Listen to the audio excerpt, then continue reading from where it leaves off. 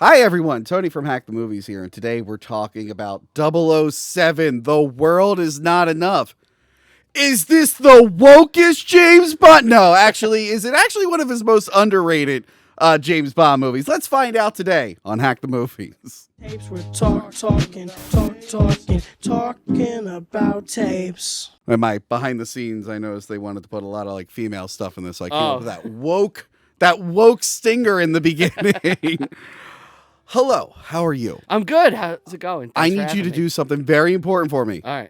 I need you to properly introduce yourself right now. Right now. The name's Rupert. Brian Rupert. It's the only way to do it on this episode, right? Yeah. It's a good one. Yeah. Hey, I host the podcast Reviewing History. We go through historical movies. We talk about what's real and fake in them as we make dick and fart jokes. It's fun. We've had Tony on before for The Straight Story. Yeah, the David Lynch Straight Story. It was a great one. Yeah, and Bond is my favorite franchise. I told Tony when we met, and here I am. We're back. Yeah. We're back to talking about Bond. I've only ever done 2. I did GoldenEye and Tomorrow Never Dies, so this is next in that series of Pierce Brosnan Bond movies. Also on your podcast, you had Crystal, I believe, twice. We've had Crystal twice. That's correct. Why, after the first time, I thought you would have learned your lesson, but okay, you decided to have her twice. And you had Gil on. We did have for Gil. Kingdom of Heaven. Yes. And I told him afterwards, I said, Gil, you're never allowed to feel uncomfortable around one of my jokes ever again after I watched you on that episode. There's a phone call part in that episode that's hilarious. I suggest everyone watch it. Fucking love Gil. But yes, today, World Is Not Enough. Now, I like James Bond. You love James Bond. My favorite movie franchise. Yes. I have seen all the movies countless times. I've read all the books. I'm a Bond nerd. Nice. I'm glad, because I like Bond, like the movies. I am a Bond guy, but been very out of practice lately. I think I told you the last time I watched a Bond movie was Tomorrow Never Dies for that episode. That was like, 2023 now. And I think a little bit before that, I watched No Time to Die. Pause. I had Nostalgia Critic and Cinema Snob on my show, like right when that movie came out. Okay. And they told me that it was actually really good. And that's how I found out that they're liars, because I hated No Time to Die. So I just wanted you to know, Doug, I saw the movie. You owe me an apology. It was really bad. Anyway. The Havana sequence is good. Don't even remember it. Okay. I just remember they ripped off the siphon filter virus from my favorite video game, and it was boring. But no, I grew up watching a lot of James Bond was like big for the 90s because he like came back with a vengeance with GoldenEye. Because they tried to, like, after Roger Moore, they had Timothy Dalton. He kind of got like shafted though. Like he got screwed. His first movie I haven't seen too much, but I actually really like License to Kill. I enjoy it. That was that awkward period of Bond where they're like, well, the Cold War's over. Even though he wasn't really fighting Russians, it was Spectre and stuff, but it was like kind of Russians. They're on the way out. Yeah. Yeah, it was just at that point they were like, I know what he could do: fight drug cartels. It's the 80s after all, and people didn't like that for whatever reason. What I love about the Bond franchise, and this is the reason I'm against time locking it, which people want to like go back and set him in the 60s. Yeah. I love that it's always like it's reflecting what's popular in other movies. Yeah. So it's like, hey, we got all these cop 80s movies, Lethal Weapon, Bond Lethal Weapon, let's go, Live in Daylight. It still has like a formula that it sticks to, but it kind of evolves with the time. Yeah, it's just a little sauce of something else. Yeah. Oh, we're gonna do a blaxploitation now. Yeah. That was a good one. Yeah. And then, there were ones like A View to a Kill where they decided, hey, let's be stupid. And have a grandpa. Yeah, they're like, we have an idea. Let's make a stupid movie about an old guy. Well, actually, he did invent snowboarding, which was pretty awesome. He did. But no, I love Bond. But like 90s really was like he came back with a vengeance with GoldenEye. And then this is where he gets like an assist from like the video games and everything. Like as millennials, we both grew up. I'm sure you played GoldenEye. Yeah. And that's kind of what brought you into the Bond world. Yes. So. Yeah, but he came back and he was strong. And Pierce Brosnan was great in the role.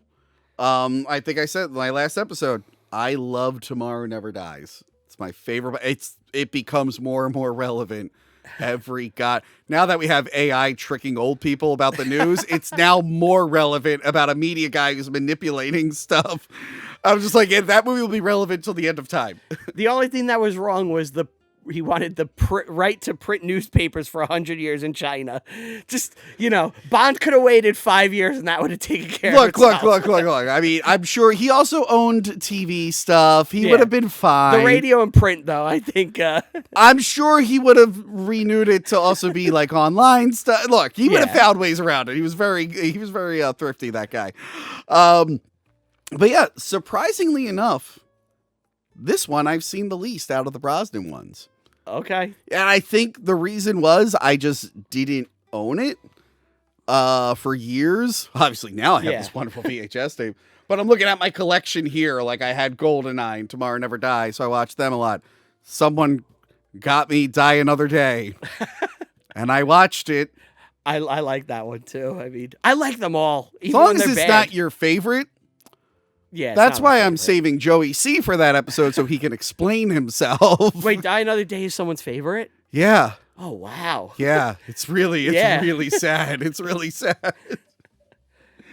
But yeah, so this one I just didn't see a lot of, and I just never think to rewatch it until this episode.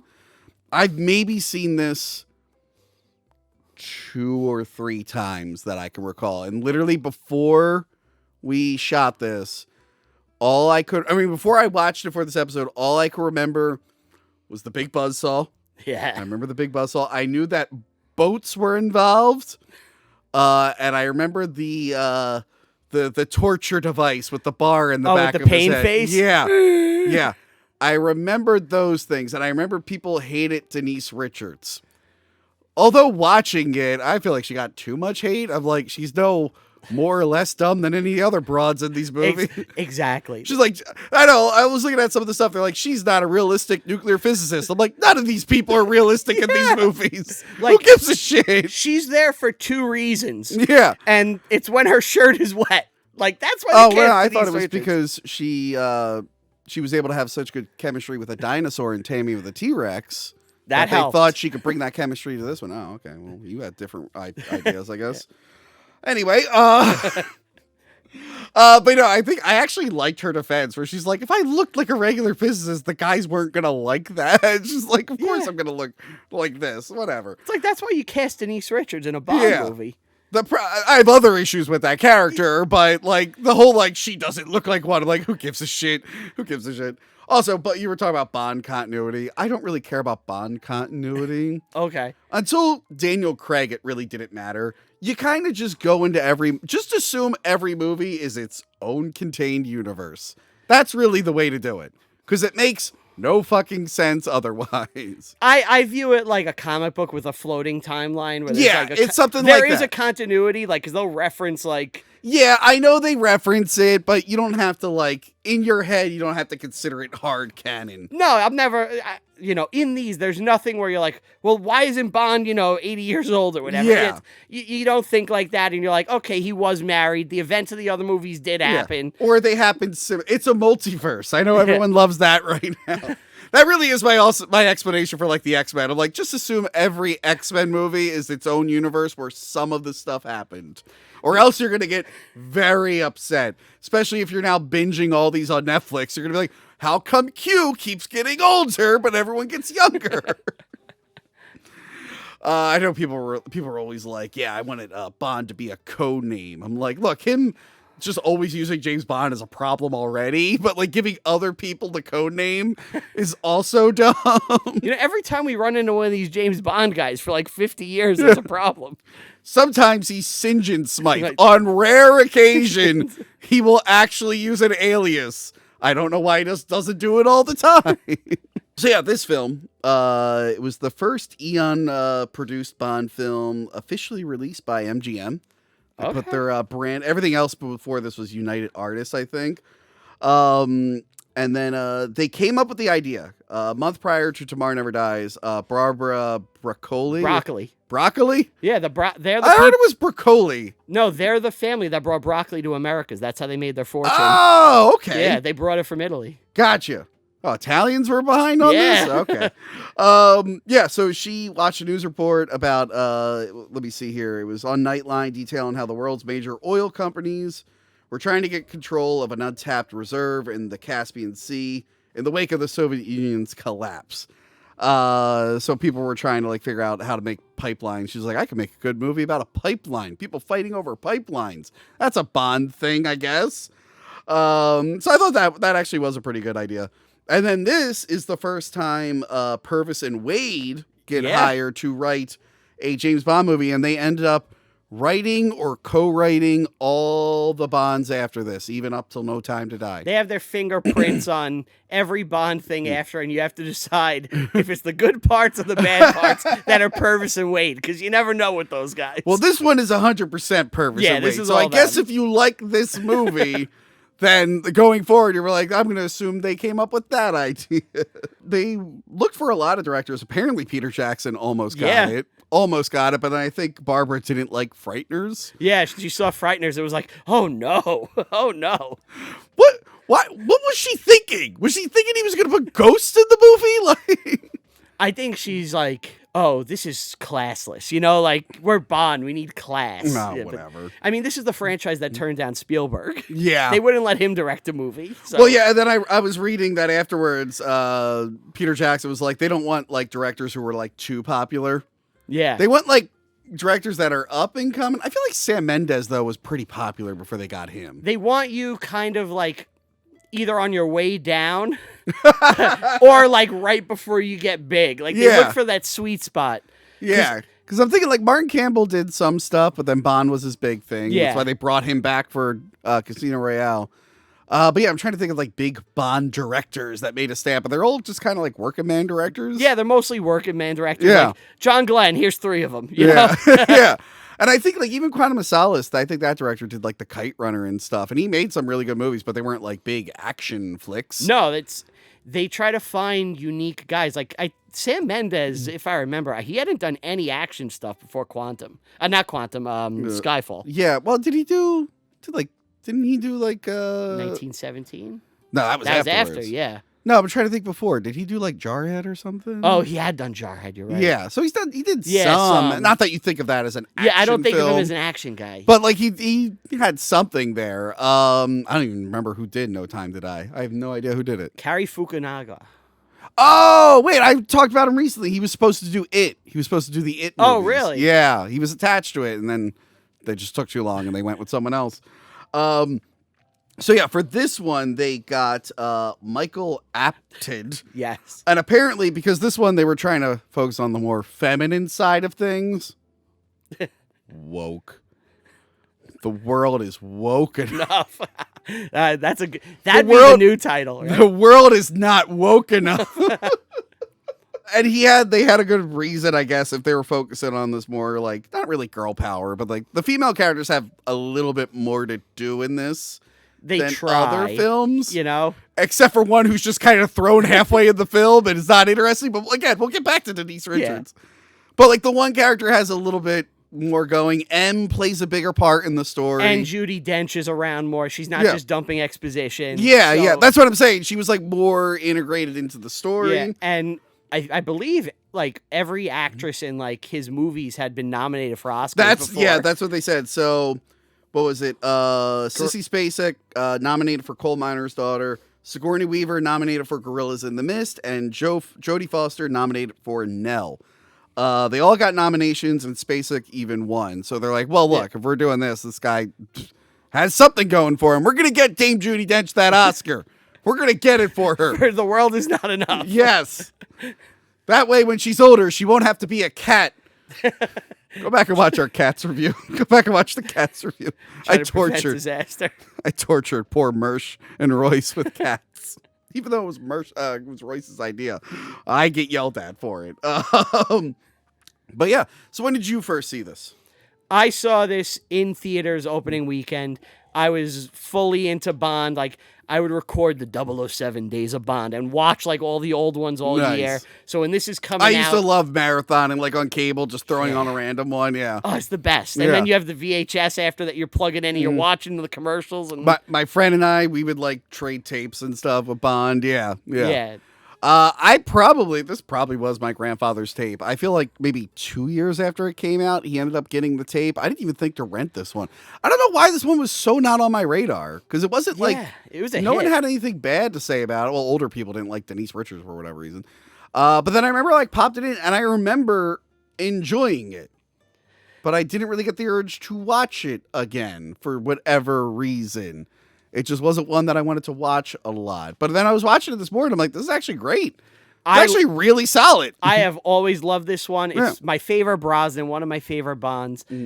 I saw it in theaters at least 2 times when I was 12 years old. Yeah. So like I saw it once, like my dad took me, and then I was like, I want to take my friend. You know, and I saw it again. It's like, and then when it played on TV, I watched it all the time.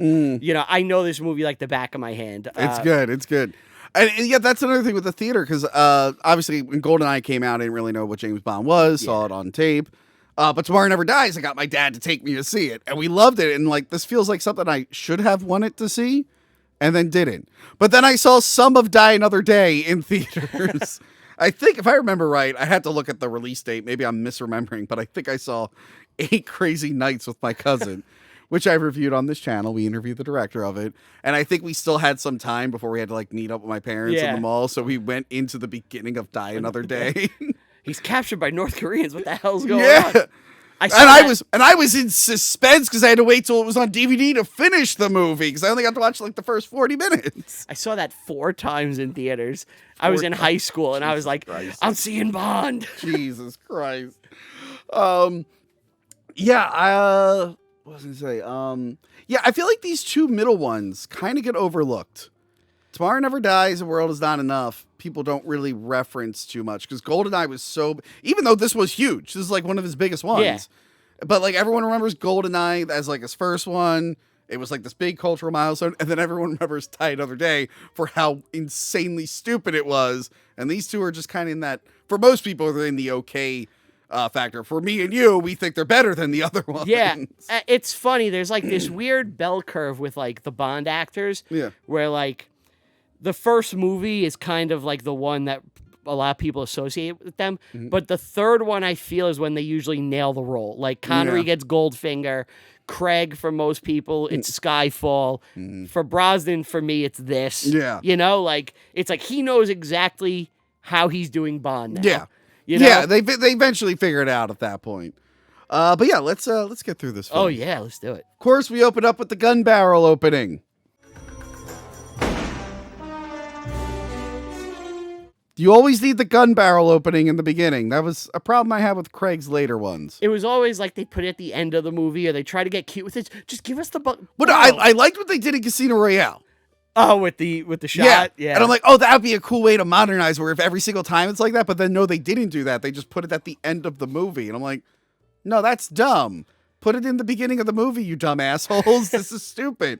I always love the opening. Gets it really hyped up for Bond. You need the gun barrel sequence. It's Even a must. in Jason 6. Yes. Jason lives, knew to use the gun barrel sequence. It opens up with Bond walking around Spain. Yeah. And he's meeting up with a Swiss banker. And, okay, I did see one review criticizing this.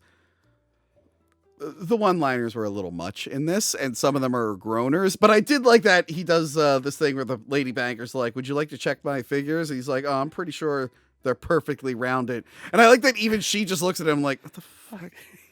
Talk about numbers, you dumb asshole. Bond's looking for any innuendo he could do at any moment. This one, they're reaching a lot for the innuendos in this one. They reverse engineered that name of Christmas Jones just for the jokes at the end. Yeah, I will say with this one, the one-liners and the innuendos were kind of groaners for me. But I love it. You know, it's not as good as you're always a cunning linguist, Bond. That was a good one. That was a good one. But yeah, this one, I'm sure they're perfectly rounded. And she's like, yeah, okay. Fucking pervert. Bond wants to know who killed this MI6 agent. Yeah. So he got a bunch of money from the Swiss banker that was requested by King, I think. Robert King. Yeah. Robert King, but an agent died getting this. So he wants to know more information about that, but the banker won't give him the name. And then we get our first gadget. Yeah. Bond has glasses that can make his pistol explode. Yeah, his flashbang sets it Yeah. off. Well, that was pretty cool. That Yeah. was pretty cool. They didn't expect that. But he takes out everyone, and then he like finally gets to the main banker dude. And he's just like, all right, listen, tell me me who the this name." is. What was that? He's like, give me the name. Give me the name. But before he can answer, banker lady throws a knife in the back of his head. That was pretty brutal. I was like, man, she threw that really hard and fast. And she takes off. And then another man tries to kill Bond, but a sniper takes him out. Yes. And Bond's just like, what the fuck? I walked into something here. I don't know what this is. So this is actually a deleted scene. The sniper is Renard. That, I mean, he confirms that later on, but yeah, it was weird. Yeah. So they actually showed him in a deleted scene? Yeah, in the deleted scene. In fact, he meets up with Cigar Girl, and they have like a conversation. Got you. Yeah. Oh, right, because she gave him a cigar. Yeah. Okay. Yeah, I mean, it was fine. He explained it later. I got it, but it probably would have been nice to at least see him in the beginning there. I do like how Bond gets out of this. He ties like a rope to the living security guy and then jumps out the window, but then like the guy comes on, so he's like yanking on the cord so he can rappel down. I thought that was great. It's very Die Hard. Yes. And then we don't get the opening song yet. No. Which I thought was interesting because any other thing, this would feel like the opening song moment. So it was supposed to be. In testing, it tested poorly. And everyone was like, this doesn't feel like a Bond cold open. Now, yeah, when you're watching it now, yeah, because he just fights a bunch of guys in a room. Yeah. And yeah, I like that they moved it up. Yeah, I think they made the right call. Because you're expecting it. Yeah. And then they don't give it. And it just keeps going. Yeah. You're like, oh, maybe they're not doing it. You know, what's going on? Yeah. It's the longest until No Time to Die cold open. Gotcha. Yeah. Yeah, and like the cold openings are always fun because they are connected to the main story. Sometimes they're not. I like when they're not connected. Yeah. And like you tell, like, Tomorrow Never Dies, if I remember, is just like he goes, stops a nucular war, and then the movie. But it was connected because the was. guy there Okay. had the GPS thing. Yes, so it was yes, you're somewhat right. connected. Same with GoldenEye. Goldfinger isn't, if Gold- I'm correct. I don't remember what happened in the beginning of Goldfinger. He has the girl in the tub, and he knocks the Oh, heat lamp yeah. in. Shocking. Positively shocking. Yeah. What was the one where he just kills Blofeld in the beginning? Oh, that was not connected. That's was that the Spy Who Loved Me? That's For Your Eyes Only. For Your Eyes Only, where it's like, yeah, the main villain of the series, he's dead now. Here's a movie about something else. Like, that was a weird thing to do. That was just pettiness because of the lawsuit over the rights. Oh, gotcha. So he's like, oh, you're saying we can't use him anymore? We just won't name him and we'll just kill we'll him just drop all. him down. Yeah. And then Peter Jackson saw that. Yes. And he's like, yes, I will open up my third Hobbit movie, killing the main dragon before the title sequence to honor and respect that movie. Sorry, just remember Yeah. Peter Jackson did the same thing. Like, yeah, you know, this guy, he's dead before the title sequence. Like, oh, okay. Seemed like a bigger deal, but all right. He learned from watching, I learned it from watching Bond. So yeah, he returns to MI6. And of course, he sees Moneypenny, played by Samantha Bond. Yes. He gives her the cigar, which is basically like, hey, shove this up you. It's a basically Clinton what reference, right? Huh? It's a Bill Clinton reference, right? Oh, yeah. Because this is 99. Yeah. It has to be like, I didn't think about that. it has to be. Because it's too on the nose for current events there. Yeah. I don't know if these old movies got political back then too much, but I could see that happening. Bill Clinton, as Kid Rock said, was a pimp. I don't know if you saw that old video where he surfaced. I vaguely remember this.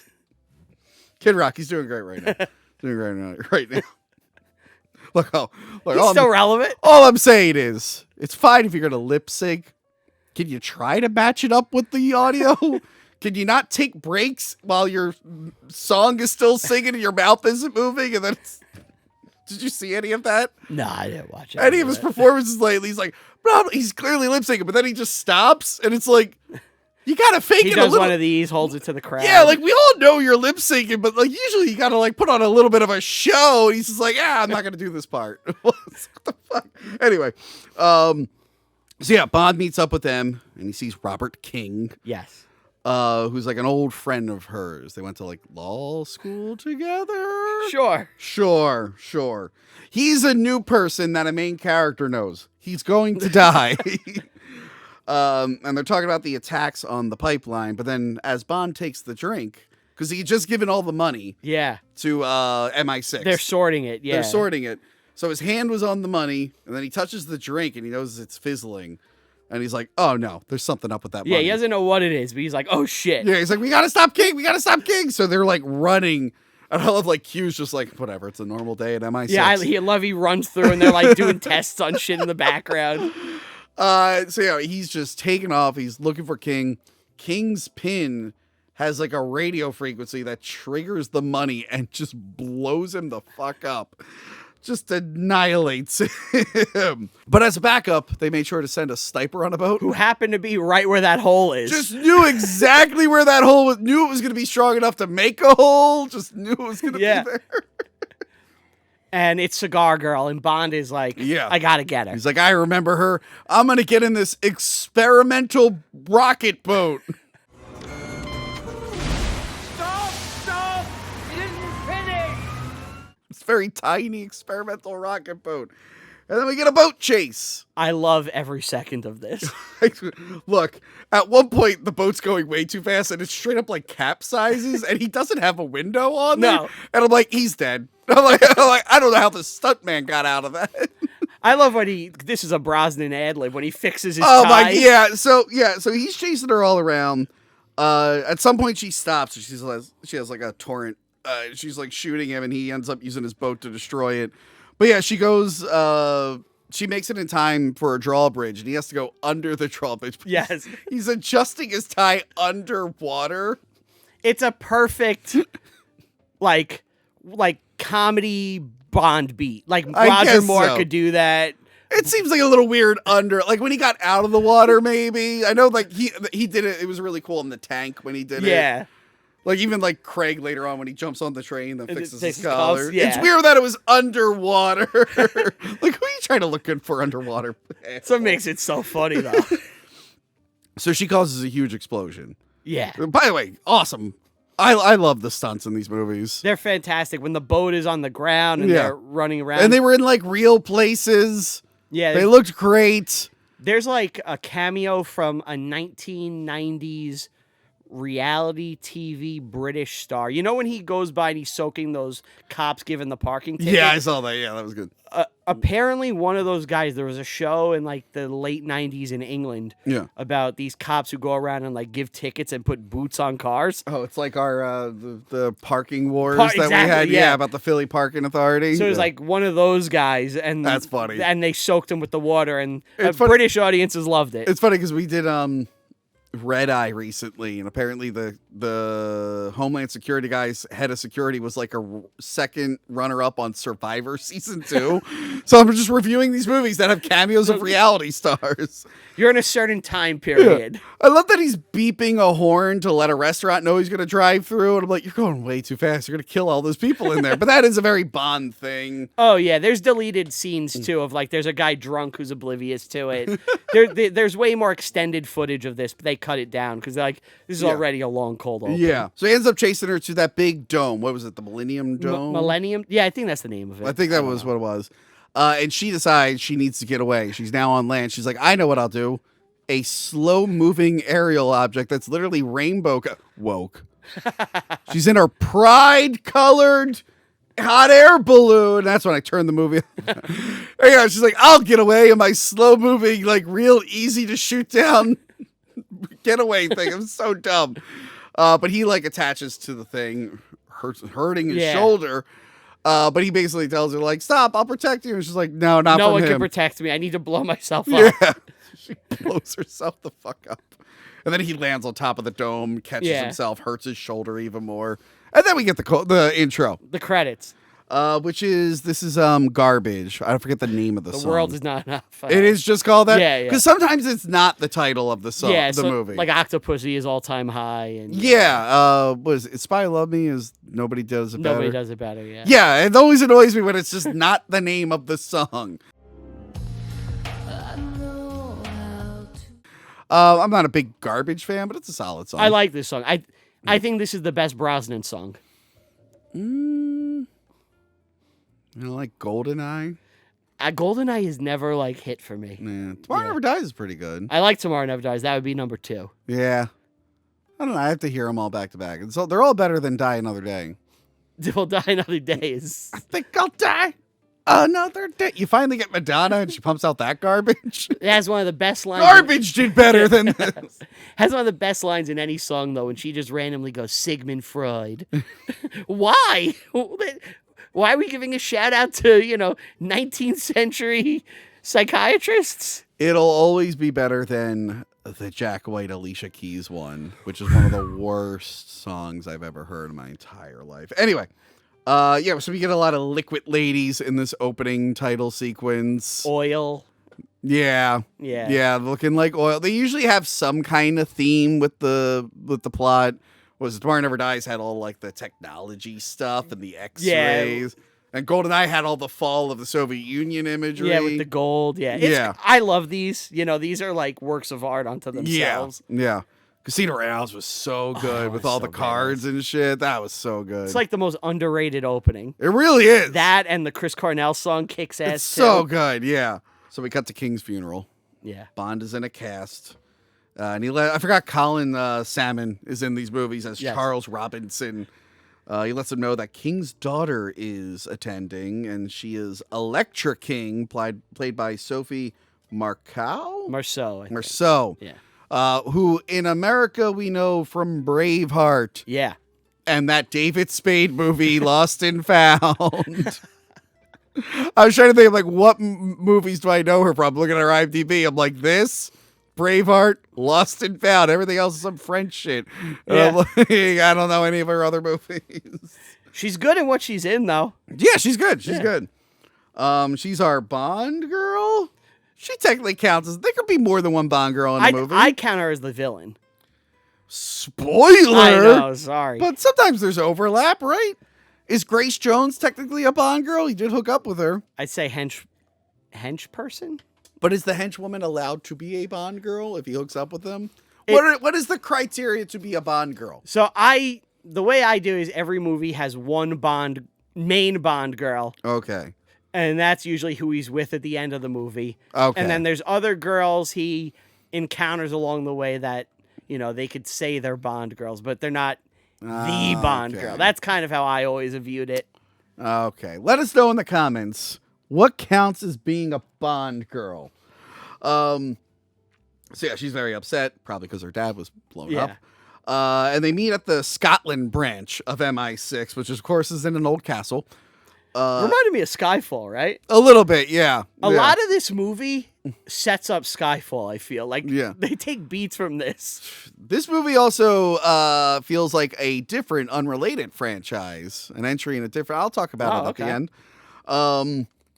So they were talking about how the cash was manipulated, had like magnesium on it, and the pin that he had must have been swapped out for one that sent a radio signal that would ignite the cash to blow up. So they have to figure out who the killer is. It was obviously someone close to King. And I love all the agents get an assignment except for Bond. Yeah. You're on ice. You're done. Which, by the way, what happened to those other agents? We never get like any updates from them. What leads did they follow? They were useless. Bond, he did it alone. They almost never bring up the other MI agents. Thunderball, I think they're involved in that long underwater battle that goes on forever. Yeah. Obviously, GoldenEye of 006. Octopussy has 005. I think he dies right at the start. Usually they're expendable or they're turning evil. Yeah. I mean, Silva's in Skyfall is technically a 002. Yeah, or they're yeah. bad guy. Yeah. But we never see him like, I need some assistance from the other MI agents. Again, I think Thunderball is the only time, right?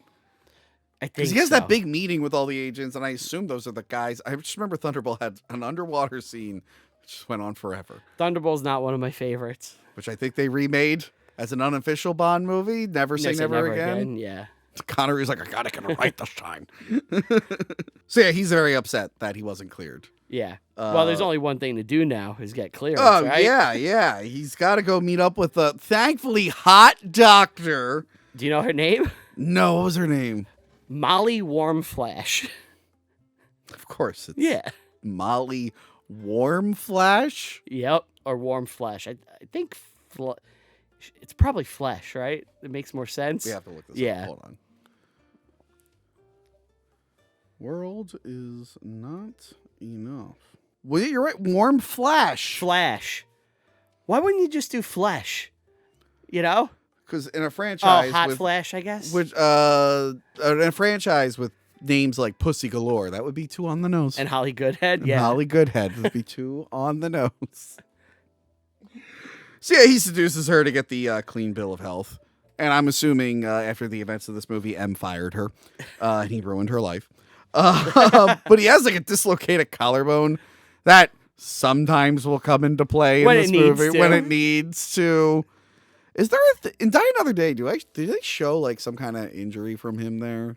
He's hurt, but I don't know if it's like directly tied in. I think it's more from like Forget if he had like a scar or something, but I can't remember. I think it's more from getting his ass. Oh, he got shot, didn't Yeah. he? Or am I thinking Skyfall? Skyfall, he definitely gets shot at the beginning. And he's Here's the thing: I don't really rewatch Die Another Day because it's not my favorite. So yeah, when then we find out Q is planning his retirement, yes. and that super boat was his fishing boat, which had rockets and lasers on it. I mean, you got to be ready, right? I mean, that would be Q's fishing boat. Look, if someone gave me the option, we could give you a regular fishing boat. We give you this one with like missiles. I'm taking the missiles. But yeah, I'm guessing at some point someone went, "Hey, that guy's got one foot in the grave. How about we give him a send-off just so it's not sad when he dies between films?" So he had been begging them for a while to have like a protege that would do more of the technical jargon. Yeah. So he didn't have to do that. Yeah. And they finally let him do that in this one and pass the torch. Yeah. They gave him R, John Cleese. who was going to be the new Q for all those upcoming films, and I think it was just one.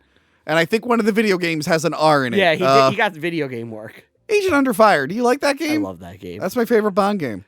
That game is so underrated. The multiplayer, when you turn off gravity and you have the Oh my God. jetpacks, it's the I best. love Agent Under Fire, and I feel like I get shit on for it all the time. It's like, no, it's GoldenEye or Nightfire. I'm like, no, Agent Under Fire is awesome. Game is fantastic. I forgot there was a 64 game for this one. Yeah, I love this game's really good too. This one's good. Yeah. I do have Tomorrow Never Dies. Yeah. Not great. Yeah. I should do it just like the movie on that one. I should get back to playing it. It's the only one. I have GoldenEye, but I don't have a 64 at the moment.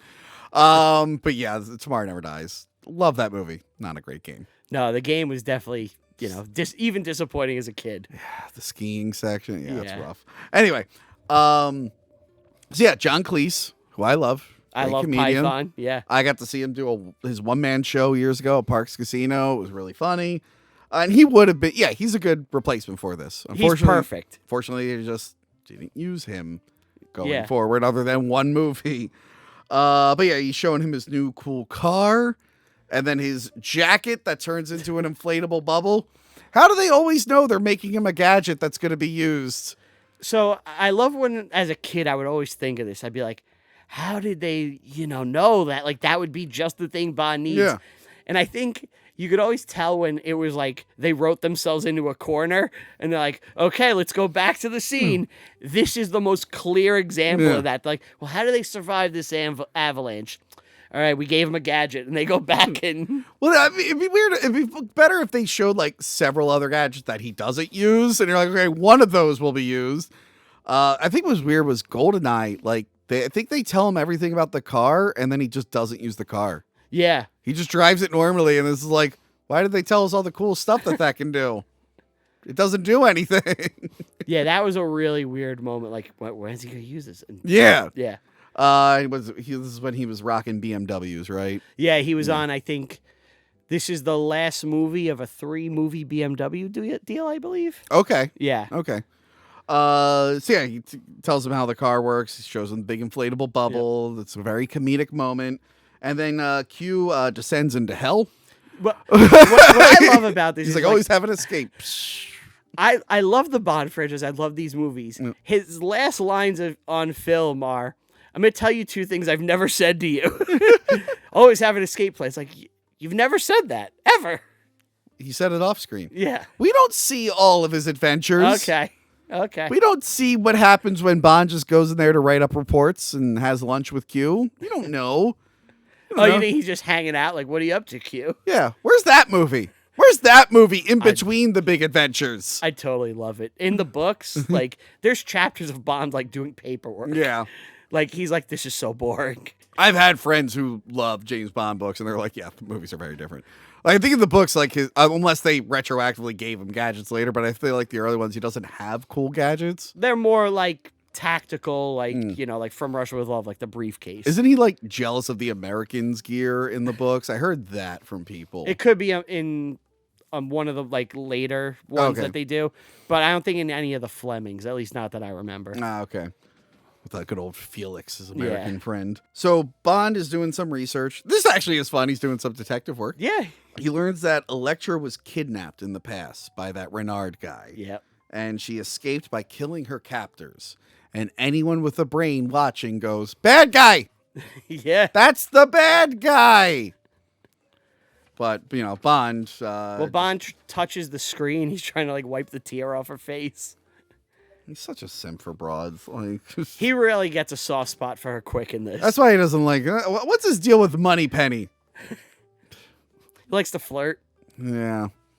Just date Moneypenny, you horny asshole. You're ruining your missions with this shit. You're constantly getting into trouble and whatnot. It's like his one perk of the job, though. Yeah, I guess so.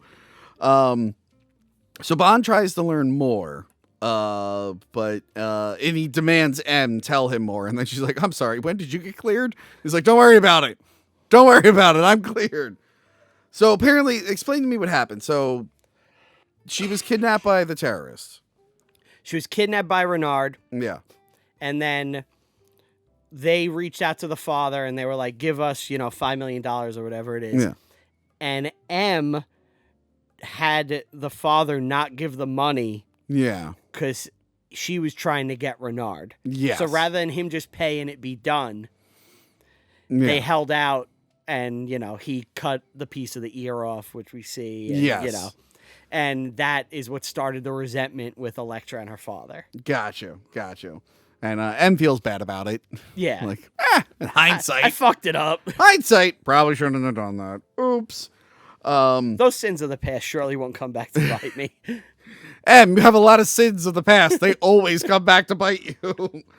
And then we get to learn more about the terrorist Renard, played by, I wrote his name down Robert later. Carlyle. Yes, who was in 28 Weeks Later, which I reviewed. He's the asshole who just kisses his wife and infects everyone. Oh, he starts it? In 28 Weeks Later, after they had already fixed it.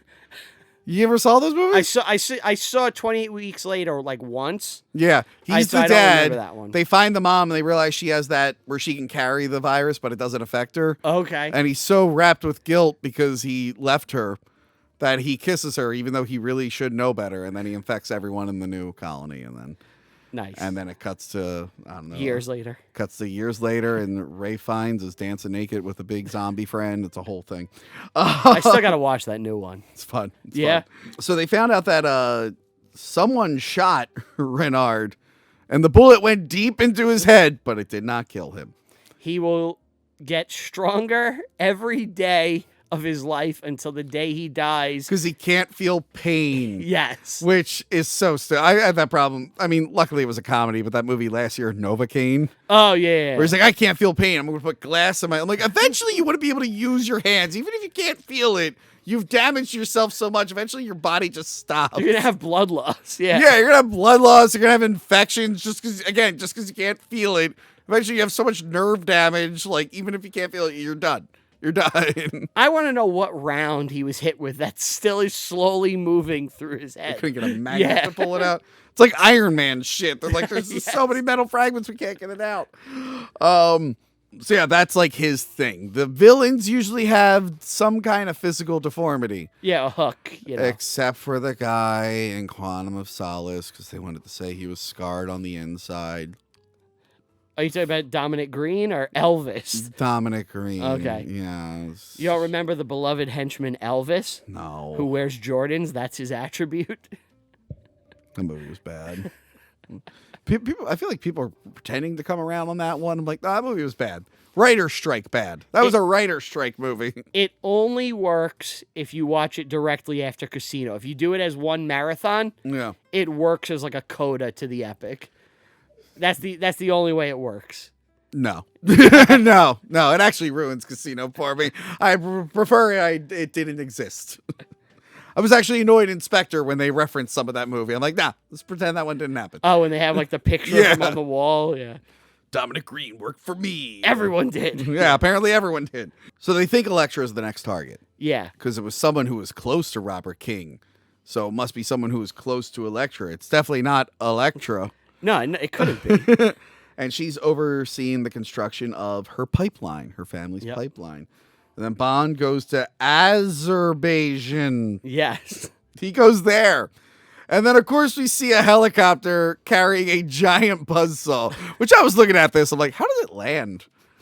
Oh, I'm so dumb. I didn't even think of that. I'm like, there's a blade helicopter, sure. I'm like, is it attached to cables? Like, it seems very impractical. It seems like a dumb thing for a Bond movie. So as soon as you see it, you're like, well, that's coming back later. Oh, yeah, That's he's gonna totally do fighting this. That's doing something. They're not going to show us a really dumb-looking buzzsaw and then not bring it back later.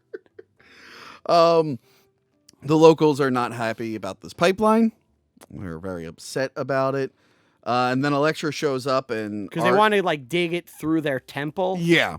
And she meets with the priest or Yeah. something, and she lets them know they're going to go around Yep. the temple. And then I'm pretty sure the head of construction is the guy from The Mummy who gets killed by beetles, right? Oh, wow. I'm pretty sure that's him.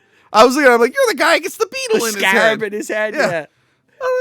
When he does the whole thing. I think it's that guy. You might be right.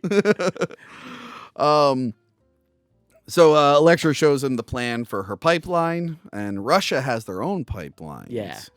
So there's some competition. There's a lot of pipeline competition here. And they go to check the survey lines, and Bond's like, I'm coming with you. And she's like, fine. But checking the survey lines just means a nice ski trip? You Well, know, like- obviously you have to ski. Even though they took a helicopter, but Yeah. the helicopter's like, the wind's too bad, and so you guys have to ski the rest of the way. Okay. Whatever. It's a fun skiing scene, I- all right? I- We're just skiing. Skiing always works in a Bond movie. Yeah. She's just like, have you ever skied before? And he's like, yes, the Tomorrow Never Dies video game. There's a whole skiing level. I did it off a mountain and pulled out the Union flag. Yeah, I It was- remember that. It's Was that- crazy. Is that View to a Kill? Spy Who Loved Me. Spy Who Loved Me. Right. Her outfit, Electra's outfit, is a reference to On Her Majesty's Secret Service. Oh. She's in Tracy's outfit. Oh. Yeah.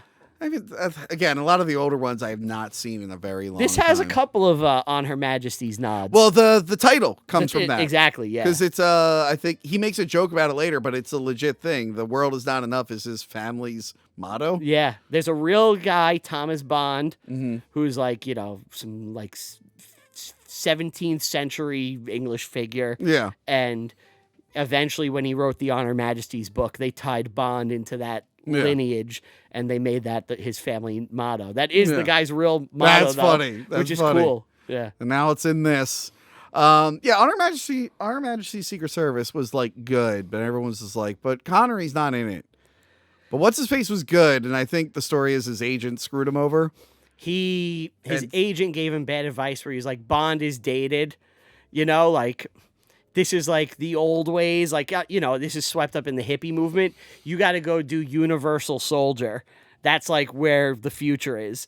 So he goes and does that, and Wait, the Van Damme one? no, Or there's a different Universal Soldier. yeah, Okay. It's I've never seen it. Supposedly, it's like really rough. It's from the 70s. Because he was fine in the movie. Who was that? That was George Lazenby. Yeah, he was fine. He wasn't. There was nothing bad about it. But then people kind of misremember it as being like he was so bad they brought Connery back. I'm like, no, actually, it was okay. He's a little wooden. I think if they gave him time, Yeah. If he got more movies, I think people would have accepted it. Yeah. But it's rough to be the first one to replace Connery. Yeah. Even though Connery's technically not the first. Yeah, but they wanted him back. Yeah. And they did. They brought him back. Yeah. And then you got that. I think we got the Dr. Evil origin story. Which one? That's Diamonds Are Forever. Diamonds Are Forever. Yeah. Where we reviewed Austin Powers late last year, and I was just like, yeah, this Dr. Evil is basically Blofeld from that movie. You Only Live Twice, he's the Blofeld from, where they're in the volcano and stuff. No, isn't that Diamonds Are Forever? Well, there's Blofeld. What's the one with Donald Pleasance? That's You Only Live Twice. Okay, that's the one. Then. Yeah. That's again. I mixed them up in my head a lot. That's the one that made him leave. Now that they were on Paramount Plus, now that they are on Netflix, I think I might go through all of them again just so I can refresh which one is which. It's worth it. They're fun to watch. That's the problem when you grew up watching these on cable. You're like, which one's this? That's something gold. Golden finger, man with the golden gun. I don't know which one's You which. can put death in, kill, die, and you get a Bond title somewhere. Just like put words in a hat. So anyway, while they're skiing, terrorists show up in their little paragliders. Yes. These things are so stupid. I'm just like, that's what the bad guy said? Okay. And he lures them into the trees. One of them blows up right away. Yes, right into the tree. And then others disconnect from their parachute and chase them. And I actually did like this, where the one goes over the cliff and he goes, "See you back at the lodge." And then he pulls a backup chute, and you can tell Bond's pissed because he's like, "No, it stops after the one-liner." Yeah. And then he looks like, I gotta fucking kill that guy because he just threw out my whole one-liner gimmick. That's my thing. That's my thing. You die, one-liner, end of action scene. Now I gotta do this whole thing now. I have to murder him for making me look bad to no one. He only does the one-liner shit for him. But Bond would know. He'd be Bond home would know. at night. He's laying in bed like, that guy fucked up the one-liner, I said, "See you back at the lodge," and then he didn't die. That'd be a really funny beat in like a Naked Gun, right? Yeah. That would fit in with a Naked Gun where he does the one-liner and then it doesn't work and he's all backwards. I like the way he kills that guy, though, where he jumps off the cliff and he slices the parachute. And then they blow up, and then an avalanche happens. How are they going to get out of the avalanche? Big inflatable balloons, hamster ball. Literally something that has one possible function. And he uses it. He never uses it again. Probably could have came in handy at the end there, or oh yeah, when they're in the water. Yeah. So yeah, she gets stuck in there with them, and he's able to dig out of the ice. She has like a little bit of PTSD from her kidnapping. And she also begs Bond to stay with her, and he's like, "No, I got to do some secret agent shit. You stay here, lady. Stay here." And then he goes to the casino and he uses his X-ray glasses to perv out. No, he's using it. Well, he's looking at to look for guns, but yeah, there's one shot of him where he's just like looking at some chick. Yeah, that's right. He just looks right at a girl's ass and then keeps walking. And I feel like it might have predated this movie, but I think Spy Hard might have made a joke about this, where Leslie Nielsen has see-through glasses. They do it in Spy Hard. Was it right? Spy? I think it was Spy Hard, which is before this. Yeah. But yeah, I wonder how they did that effect back then, because it's actually really solid. It looks good. Yeah. But yeah, he can see everyone's weapons on them, and every single person is packing here. And of course, we learned that this casino is run by Valentine, who we met in GoldenEye. Yep. Robbie Coltrane. Hagrid for the -10 women watching this episode, because it's James Bond. Yeah, he shows up. He's like, "Hey, Valentine, get these ladies out of here." And he shows them like the logo that the terrorists had. Yeah. He's like, "You know what this is." Yeah, he's like, "I'm familiar with them." And he lets them know about Renard, how he was like a big KGB guy in the Cold War, and then they decided they didn't need him anymore. And he talks about how like the Russians all hate the King pipeline because it ruins their oil flow. And then Electra arrives against Bond's wishes. Yeah. Also, he says, I am legitimate businessman now. I'm a legitimate businessman now. And it's just like, you're full of shit. Yeah. She loses $1 million right away. In a game of high card. Yeah.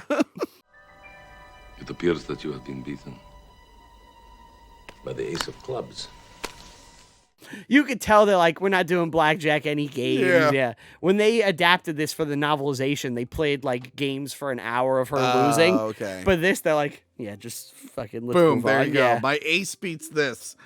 So yeah, she loses $1 million right away. She doesn't seem to care.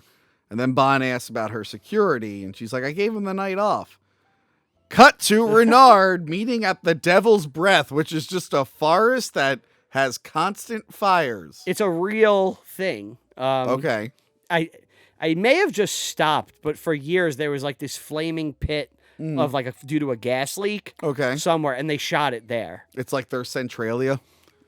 What's Centralia? Centralia is a town in Pennsylvania that there's an underground coal fire. It's been going on for decades. Oh, really? The Silent Hill movie referenced it, even though Okay. in real life it's not as impressive. I've never even been there because I heard it's actually not that cool. Oh, really? They have to mark, everyone thinks the whole town looks like Silent Hill. They have to mark on the map like where you can actually see the smoke coming out of. Like stand specifically here at 4:00. And Yeah, yeah. Go back and watch our Silent Hill episode. There's like rumors and theories on how the fire got started. Okay. But, no one lives there anymore. But no, this was a real place. And they actually filmed it there? Yeah, they did shoot it there. So that set kind of looked fake. I feel like they shot it there. If they didn't, then they're referencing the real Then they're spot. probably referencing it because it did kind of look fake. I'm sure it's a real place. Yeah. But yeah, they meet with Renard, who's meeting with the head of security, and then the other guy is the scientist that Bond pretends to be later on. Well, they're talking about how like a plan fell through, and they're all pointing fingers at each other. Renard kills the one guy and then tells the security dude to like, hey, you got to make sure you do the shit. Yeah. Do the plan. We Don't gotta let get me down. Electra, yeah. I know that he picks up the flaming hot thing Yeah, and it gives does. it to him. But then later on, like, I know you can't feel it, but you still gotta bandage your hand, you idiot. The other guy bandages his hand. And then between this, Electra and Bond boned. Yeah, they have sex. Just randomly. You're like, oh, I guess it happened. And then a sex scene starts again. You're like, oh, okay, all right.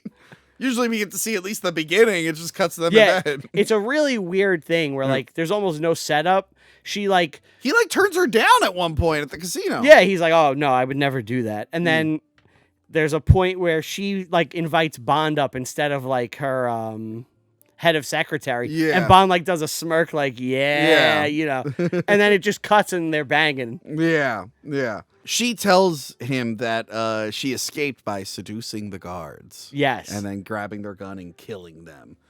And then he's like, wow, that kind of threw a damper on the evening. I'm going to go do some spy shit. Yep, I'll be back. So he's doing some spy shit. He finds the security guy coming and taking a selfie with a Polaroid. You're like, what's that about?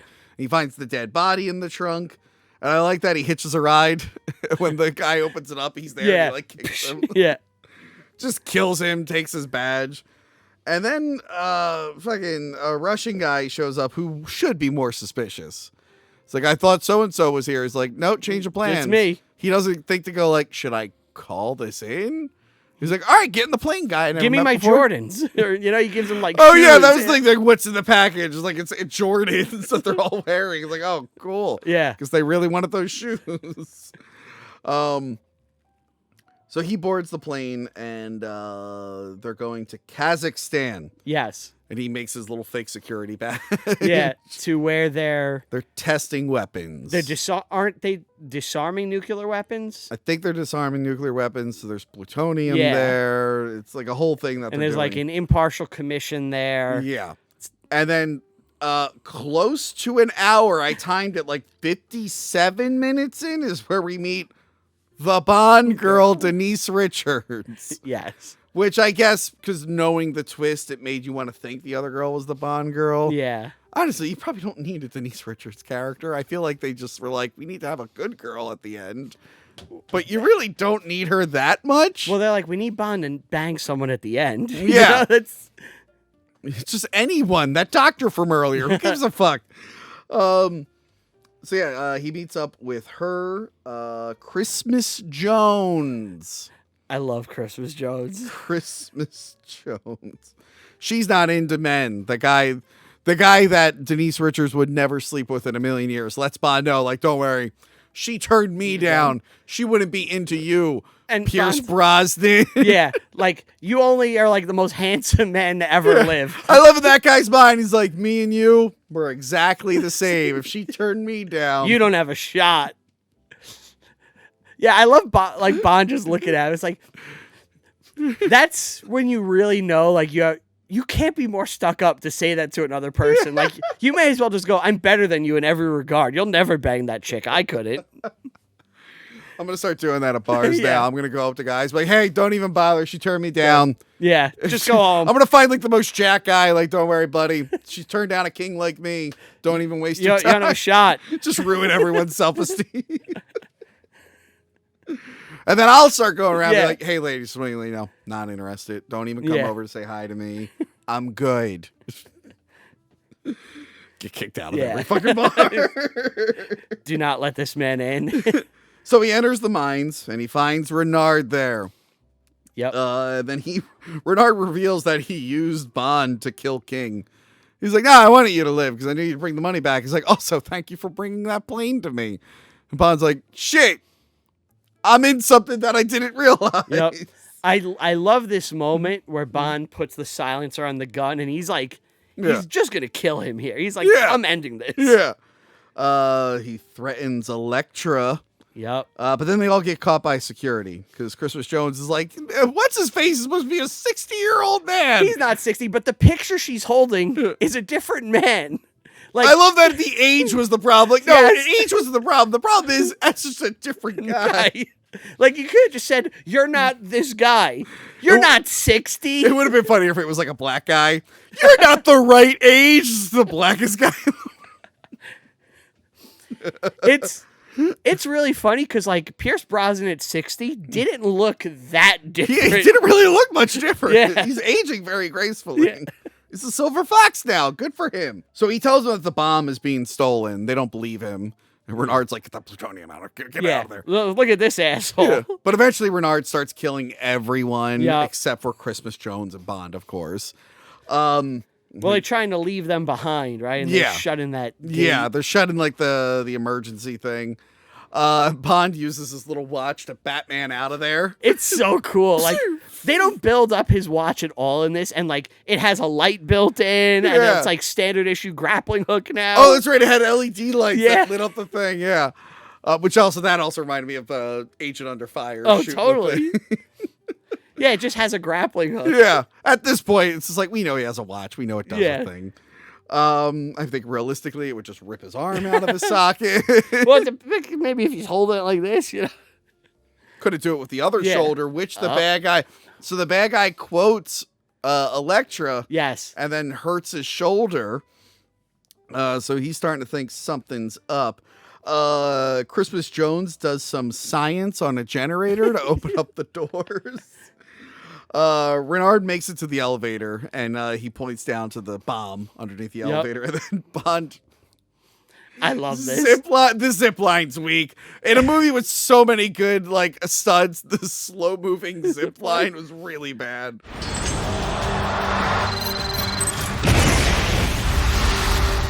I love he gets like right through the door and it shuts though. Yeah. And this may be the best James Bond in the entire series. I was like, what was your name again? Bond. Bond. Shoot up the elevator. James Bond. It explodes. It's so cool. He did do his martini line earlier. Earlier, yeah, you did say it. And he was offered caviar. I forgot to mention that. Yes, that's Valentine important. has caviar. What were they trying to do with Valentine? Were they trying to... I feel like Valentine and then whoever Joe Don Baker played, not the bad guy, but the GoldenEye guy. Wade.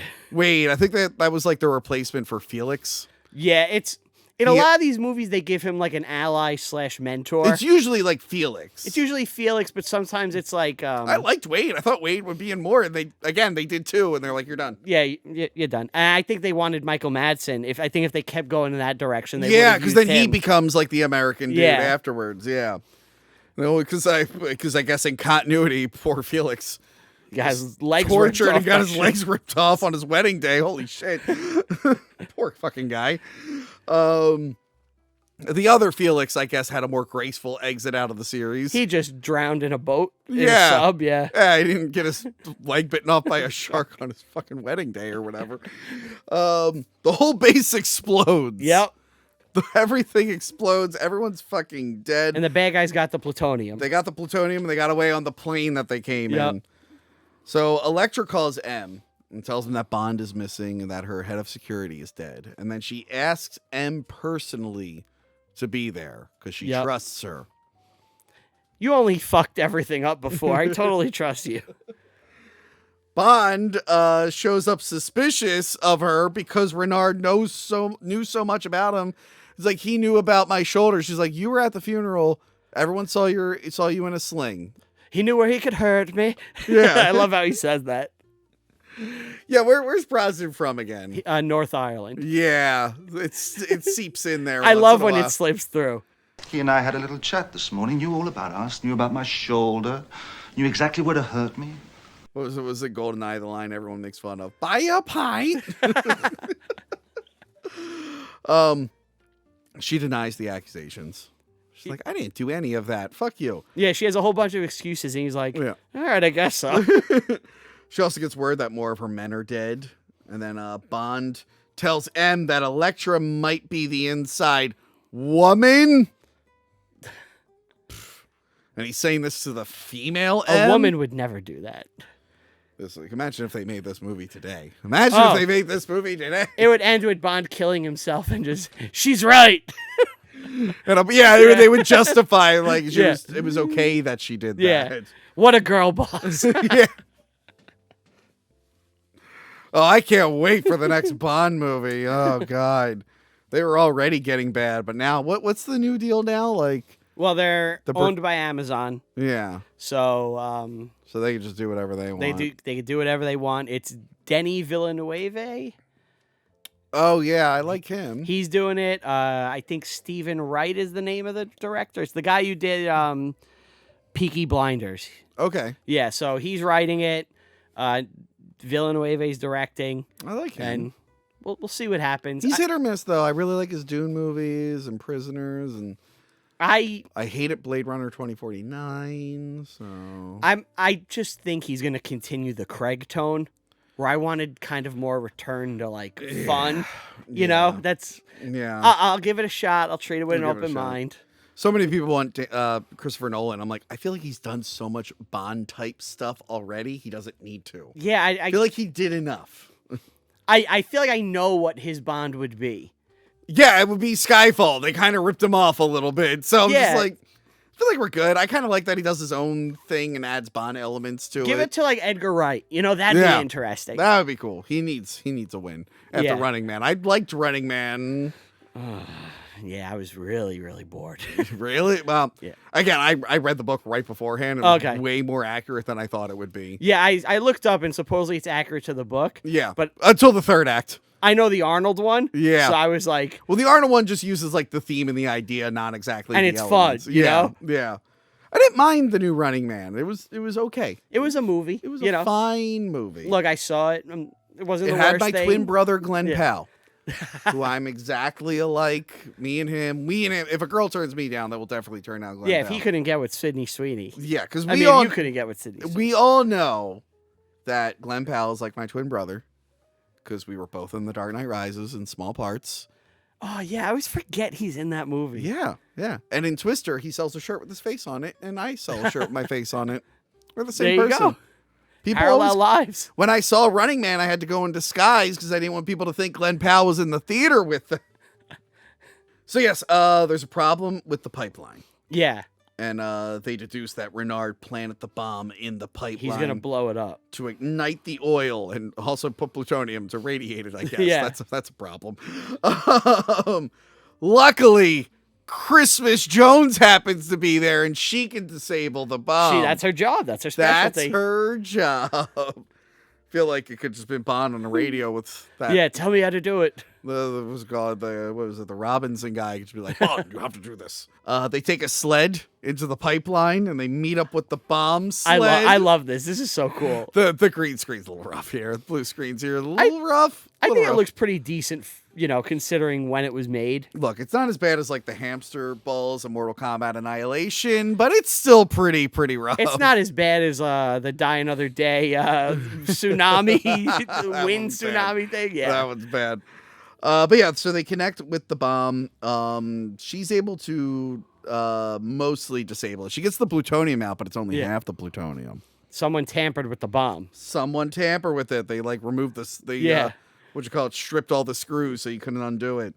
But he tells her like, look, the plutonium's out. Just let it destroy. It was a 50-yard section of the pipe. He's like, just let it blow. Let it blow. Whatever. So I like that where they like he like slows it down and then they jump out. off. Yeah. And then he covers her as it explodes. Yeah. Not with his big inflatable thing. No, that would have came in handy. That's another time where it would have came in handy. So it blows up. And then I like Electra's like, wow, really sad that Bond died. I got you a gift, Em. Yeah. I like Em's just like, I feel like now's not a good time for this. Like the timing of it is so funny. You just lost Bond. I got you something. Like imagine she's like, I couldn't right now. Like at what point she's like, just open the fucking box. But in the box is her father's actual pin. And then she reveals herself to be the villain and like kills all the other MI guys. It was me, Em. I'm the author of all your pain. That was a good one. It's a good reference to, what was it, Spectre? Spectre, yeah. You gotta go more with WWF though. It was me, Em. It was me all along. So then Bond remembers Valentine's caviar, and he's like, "Wait a minute, I have to look into something." And then Renard and Electra celebrate their new plutonium.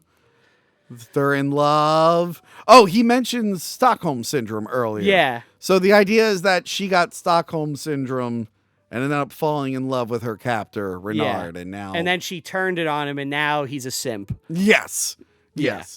Really just manipulating each other, those two. Renard confronts M, and then he makes her stare at a clock that will count down to her death. Yep. That was fun. And then she remembers that she has the tracker. So that was the thing. They took the tracker out of the bomb. Yeah. And Bond gave it to M. So now she has to figure out a power source to turn on the tracker. I gotta get this tracker. Because apparently these bad guys just didn't pat her down or anything. She's an old lady, I was pat down at a strip club I went to the other night. But the head of MI6 doesn't get a pat down from terrorists? Yeah, why wouldn't Q give her any gadgets? Like, I'm not saying she needs but one gadget, like an escape pin. A gun, maybe, would be nice. Just something. Yeah, and why did she have to go alone? She went to Electra with no agents or backup? Oh, no, she had some agents. The bad guys killed them. Right, they killed them. They killed them. She didn't bring her best. Yeah. Probably brought like the elite 009 should have been there, I guess. What's his face? Robinson wasn't there. No, he's back. He's back. Yeah, because he survived. He's in the next one. Yeah. So yeah, he leaves the bomb for her.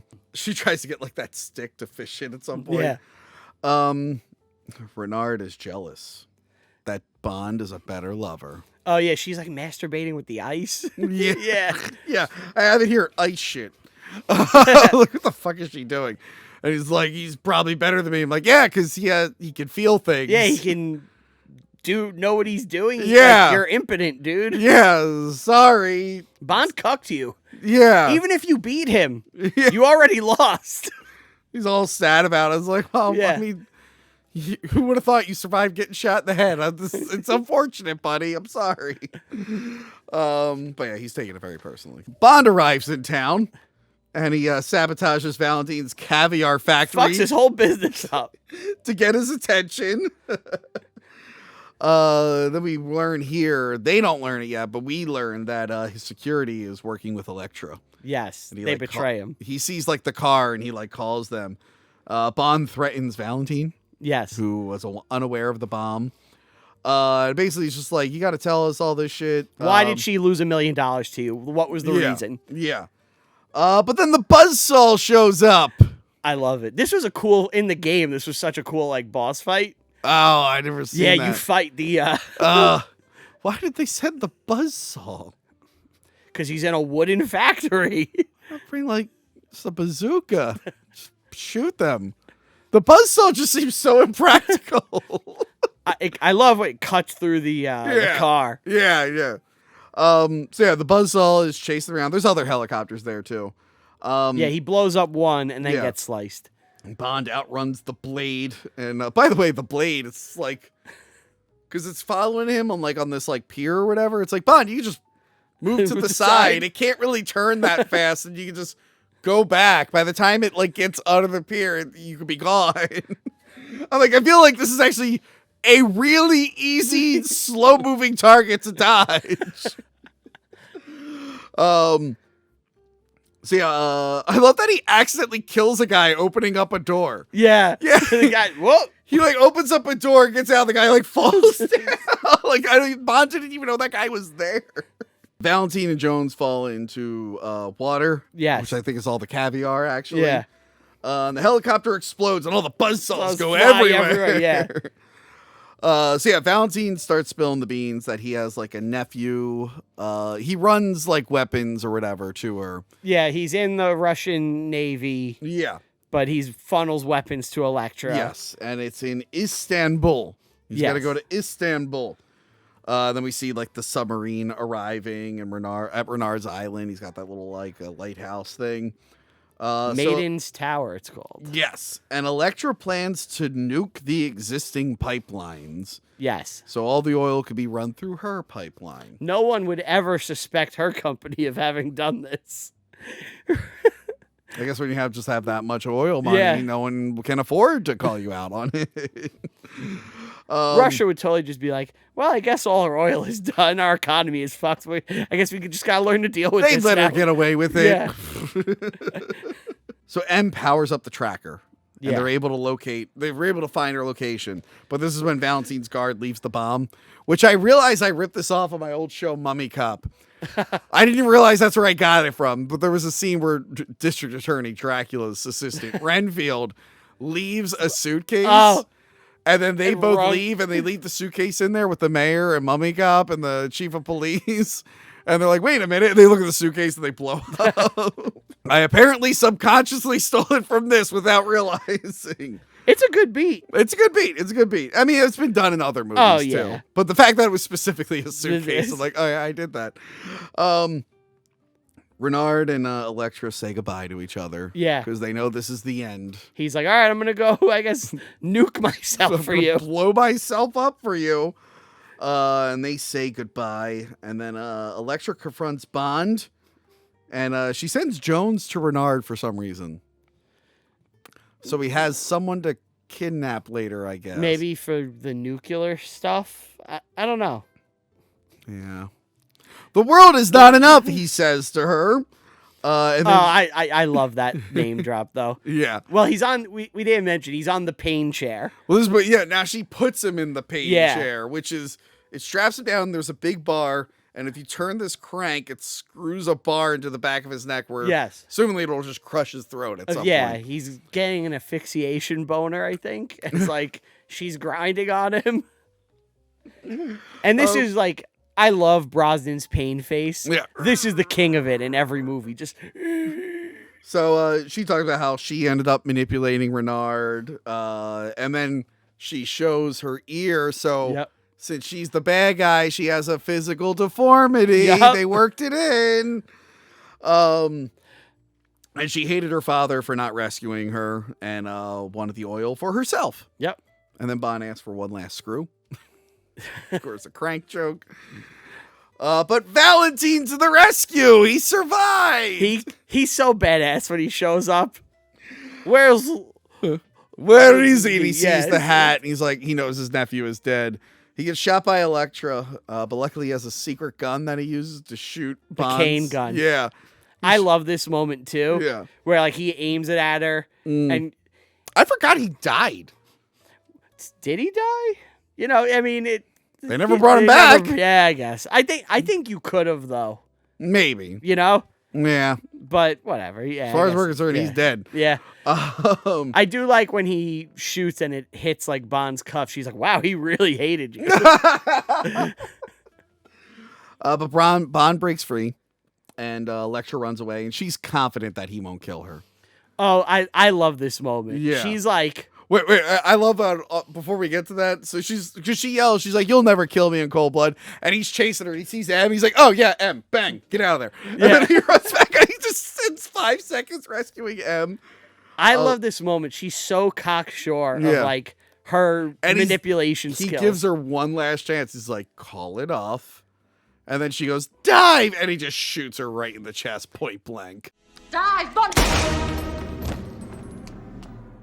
It's a really odd moment for any mainstream action movie to have your protagonist kill a woman in cold blood like that. Yeah, and this went from being the wokest to the most awesome Bond. This is a boys' Red month pill Bond. This is boys' month approved Bond. I was like, yeah. But funny enough, we were talking about how this reminds us of other franchises. People did point out that this is very the female bad guy, and this is very similar to the end of everyone's favorite Batman movie, The Dark Knight Rises. It does feel a lot like the Bane and Talia relationship.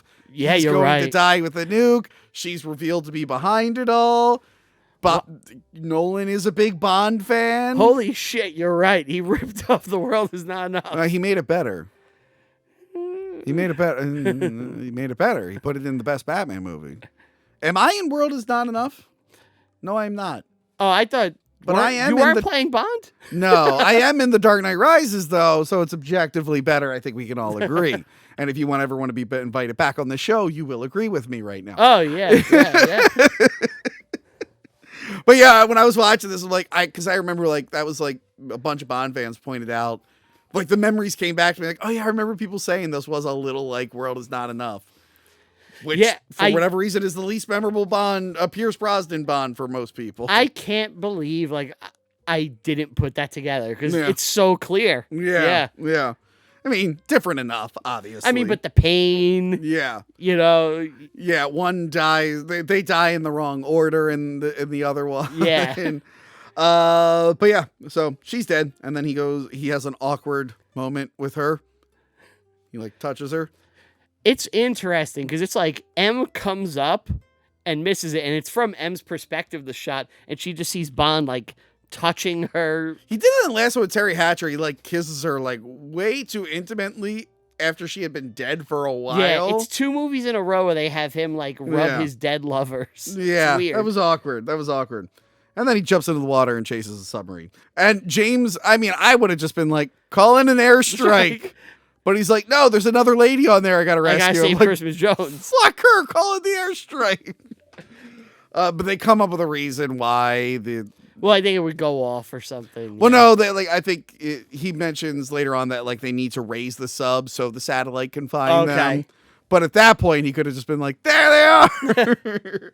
Just bomb this whole general area. You'll find them. Nuke Istanbul right now. We get the sub action. Yes. So he gets in there. He saves that broad.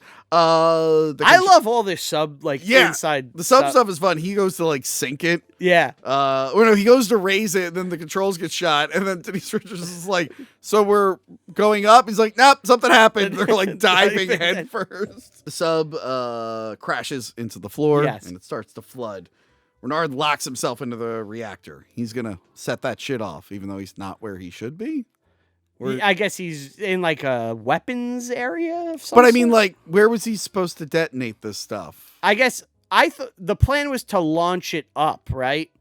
Okay. So is he able to do that now?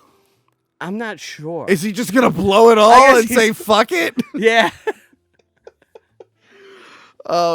So Bond has to, like, leave out of one of the torpedo things to enter another hatch to get into where the reactor is. And It's then cool. And then he tells her, it's like, yeah, if you have to leave, launch yourself out of the torpedo thing.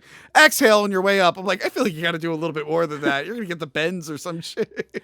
He's just giving her a chance. And I have it here. I don't know if they should be fighting around that much radioactive shit. But she mentions to say, like, oh, it's only a problem if it pierces the reactor. Yeah. But how far in does it have to go? So I feel like it pierced like a couple times. There's a couple of ADR lines where you can Yeah. tell they're like, it's not radioactive anymore. And at one point, he stops fighting to save Jones. Yeah. I'm like, buddy, she is expendable. She's expendable, really. But this gives Renard the opportunity to load the reactor. Yep. Uh, And he locks Bond in like another section. Yes. But then Bond lets him know that Electra is done.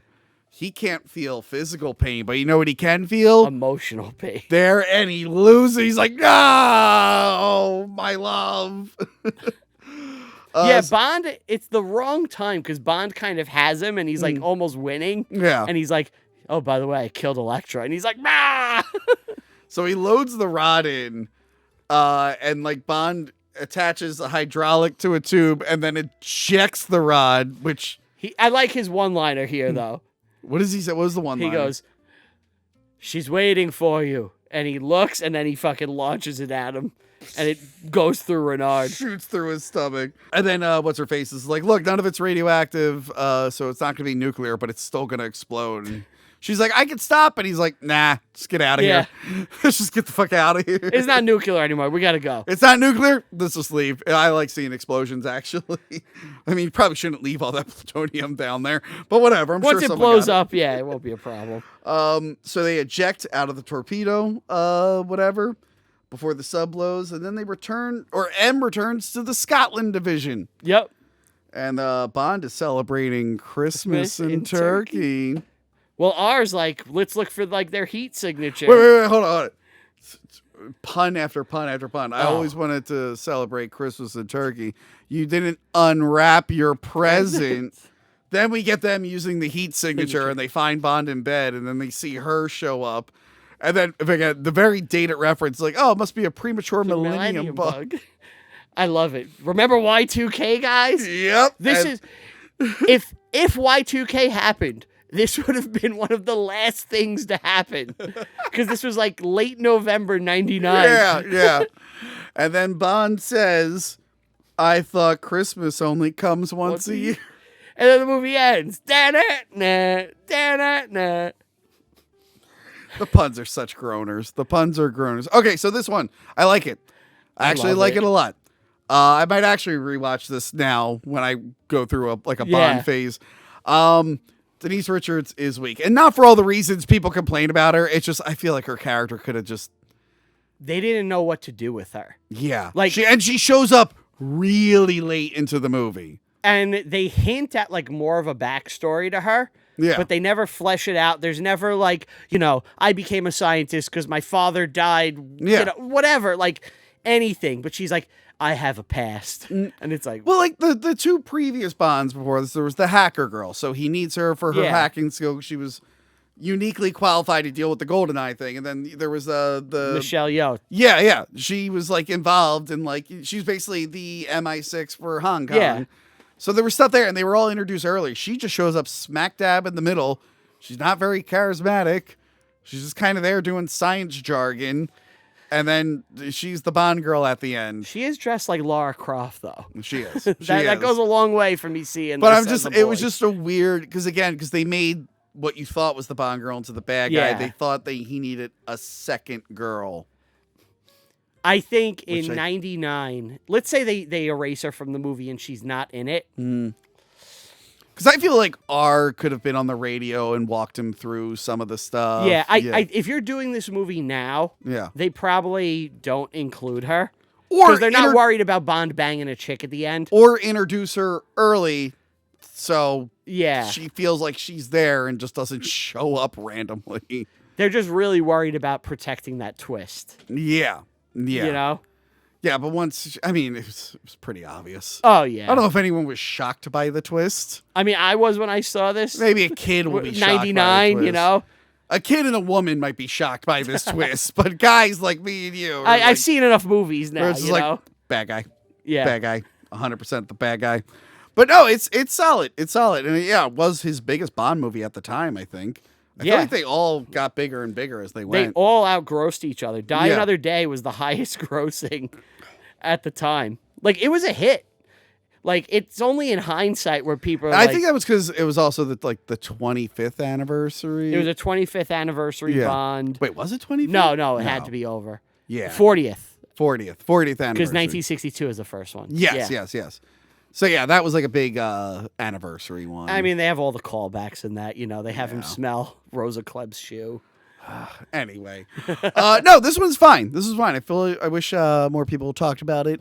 Again, people only really, when you look back on Brosnan, it's just GoldenEye, Die Another Day. Yeah, they. But these always, two in the middle, I still like Tomorrow Never Dies more.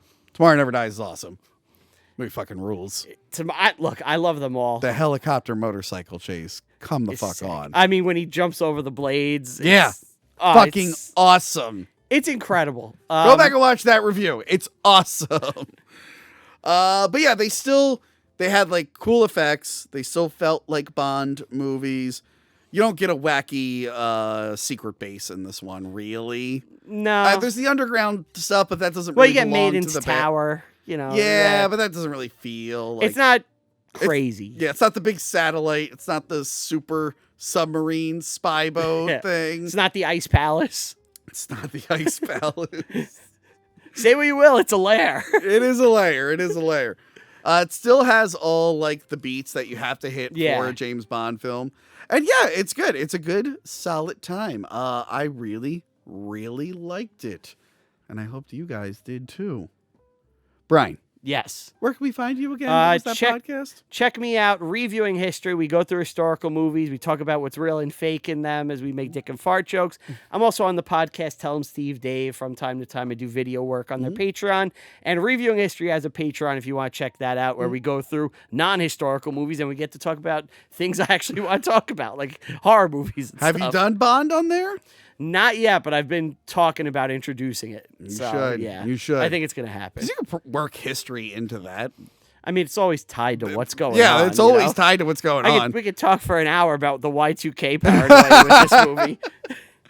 Again, shocked that wasn't like a bigger... I think maybe because the previous movie was all about technology. yeah. They couldn't do it, but you can tell they're like, oh, we shot her low too early. We should have saved all that tech stuff for the Y2K Yeah, thing. like a guy who's trying to cause Y2K, like Yeah. that's the villain. Yeah. Yeah. But yeah, so check it out. Please like, share, subscribe. Sign up for the Patreon, even if it's the free tier. You should do this if you're not doing this. Oh, I never mentioned the fucking free tier. I Have should. the free tier is where I put this public podcast feed. You get the audio version with links to where you can find the video versions. Has better notifications than YouTube. A lot of you people have actually been signing up for the free tier. Thank you very much. I mean, pay tier would be cooler, but you know, whatever. But yeah, we got plenty of bonus content there too. If you do decide to pay, plenty of commentary tracks, a lot of fun stuff over there. And book me on Cameo. Book me on Cameo, cameo.com/Tony Peluso. I'll do a Bond pun for you. Have me do a Bond pun. There's something for Valentine's Day, I'm Yeah. sure, right? Or, This comes out after Valentine's Well, Day, but you know, but for the next Saint Valentine's Patrick's Day. St. Patrick's Day, yeah. Yeah. But yeah, that's it for me. Goodbye, everyone. Bye. Awesome. Remember to like, comment, and subscribe. Check out our other videos and Patreon page. Talking about tapes.